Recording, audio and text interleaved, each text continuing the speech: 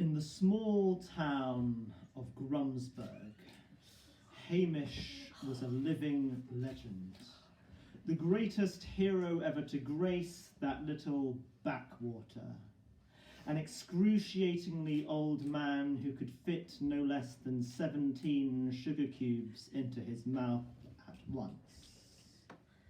And I hated him. He blitzed through sugar-eating regionals, slammed the finals, and toured national stadiums. He became so celebrated for literally eating while I was struggling with new ways to define worthlessness. So, I set out to destroy him. In true movie showdown style, I challenged him to his own game. Sugar. We sit opposite. He nods. He always nods. He's so polite. The crowd nods too, for they are indoctrinated in his ways. Our duel begins. I watch in horror as the old man places 14 sugar cubes into his mouth without blinking. Now, I know you're thinking that can't be possible. It takes at least 2 minutes to eat that many sugar cubes. He must have blinked in that time. He must have blinked. He did not blink. His cheeks expanded like sausage balloons. I could only fit 5 into my tiny, pathetic mouth. The man was relentless, sugar water spilling forth from his lips down into the formidable mass of hair below. I coveted that resplendent beard. Yet another thing I couldn't achieve, and he knew it. He gloated and taunted me wordlessly and without motion.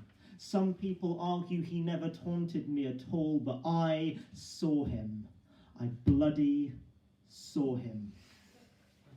It started to get hot in that grimy little cafe. He unzipped his cardigan and threw it into the crowd in one smooth motion. I misjudged him. He was a true professional. Meanwhile, I was floundering, struggling to pull a heavy knit sweater over my head, all the while desperately jamming another cube in.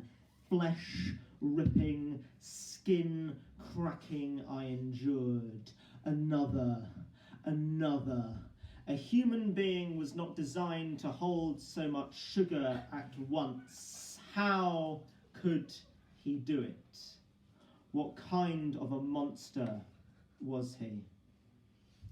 I could see my final defeat and humiliation careering around the corner. It was close.